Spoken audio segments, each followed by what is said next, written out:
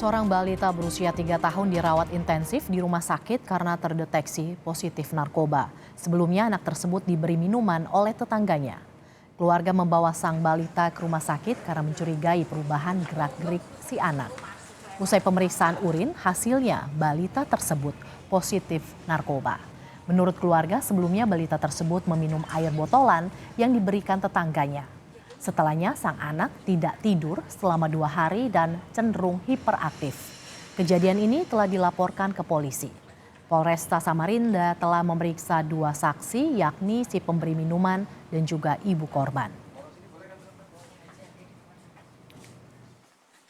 Ada air minum, nanti Bude ambilkan, Bude itu tetangga tadi. Terus diambilkan air yang di dekatnya si ibu tadi, diminumkan ke anak. Nah setelah itu reaksi daripada si anak malamnya dia tidak tidur, terus kemudian dia hiperaktif, ngoceh terus, keluar keringat sejagung-jagung, dan dia mengambil barang-barang yang ada di sekitarnya kayak bersih-bersih dan sebagainya itu. Terus besoknya si ibunya coba chat, ada bukti chatnya ke tetangganya, air apa yang kamu kasih ke anak saya. Nah disampaikan sama tetangganya kalau itu air bawa dari warung. Sementara si ibu sama si tetangga ini sama-sama bekerja di warung tersebut.